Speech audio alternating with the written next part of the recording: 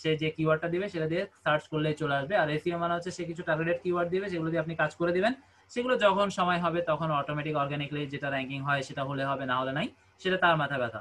ঠিক আছে? এসইও মানেই টপ র্যাঙ্কিং না, আবার টপ র্যাঙ্কিং মানে কিন্তু এসইও না। তবে একটা আরেকটা একেবারে 100% কিন্তু রিলেভেন্ট, অর্থাৎ একটা কাজ না করলে আরেকটা কাজ হবে না। আশা করি আপনারা ব্যাপারগুলো তুলনামূলক বা তুলনা করতে পারতেছেন বা বুঝতে পারতেছেন বা ধরতে পারতেছেন যে আপনাকে যদি এসইওর কাজে হায়ার করে আপনার মোটাই মাথায় প্রেশার নেওয়ার দরকার নেই যে আমাকে তো র্যাঙ্কিং করে দিতে হবে। ঠিক আছে?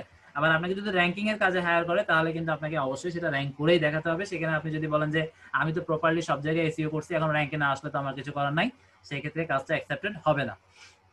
তারপরে আমরা অনেক সময় না আসলে বায়ারকে একটু কিন্তু টেকনিক্যালি বুঝাই যে স্যার আপনারা তো জানেন, আমরা আগে অবশ্য স্যার হিসেবে কথা বলতাম, তবে এখন স্যার হিসেবে আর কথা বলা উচিত না। আপনারা ফ্রেন্ডলি কথা বলবেন যে হাই দেয়ার, আমরা যেগুলো করছি সেগুলো আসলে প্রপার এবং অর্গানিক মেথড, এবং এটা গুগলে ক্রলিং করতে বা বিভিন্ন সার্চ ইঞ্জিনে ক্রলিং হতে, আমাদের ডাটাবেসে ক্রলিং হতে এগুলো একটু সময়ের ব্যাপার, এবং এটা হয়ে গেলে ওই সময়টা অতিক্রান্ত হলে সেটা ক্রলিং হয়ে যাবে, এবং ক্রলিং হওয়ার পরে ইনশাল্লাহ আপনার এটা র্যাঙ্কিং এ শো করবে, সার্চ রেজাল্টে টপে শো করবে।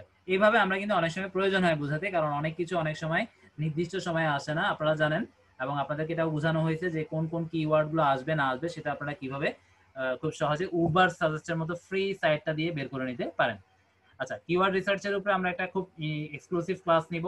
সেখানে এটা আমাদের এখানে না, ডিজিটাল মার্কেটিং এজেন্সিতে না, এটা ডিজিটাল লার্নিং পয়েন্টের আন্ডারে হবে, তবে আপনারাও করতে পারবেন। ঠিক আছে? এখানে কোনো রেস্ট্রিকশনস নাই, কোনো পেইডের ব্যবস্থা নাই, মানে পেইডের ব্যাপার স্যাপার নাই। জাস্ট গ্রুপে অ্যাক্টিভ থাকা বা যে রিকোয়ারমেন্টস গুলো ওগুলোই একইভাবে প্রযোজ্য। আমি ওটা নিয়ে এখানে কথা বলবো না, যারা জানতে আগ্রহী আমাকে নক দিলে আমি বলে দিব। এটা যেহেতু আমাদের মূল ক্লাস। তো যাই হোক, এখানে এবার আমরা চলেন, এটা ধরে নেন আমরা ফেসবুক মার্কেটিং, তো আমরা ফেসবুক মার্কেটিং এর উপরে কিভাবে টাইটেল, ডেসক্রিপশন, ট্যাগ এগুলো আনবো সেটা নিয়ে আলোচনা করব। সেটার জন্য আমরা সিম্পলি গুগলে চলে যাব, আমরা ক্রোমে আসলাম, ক্রোমে এসে লিখবো ফেসবুক মার্কেটিং, ফেসবুক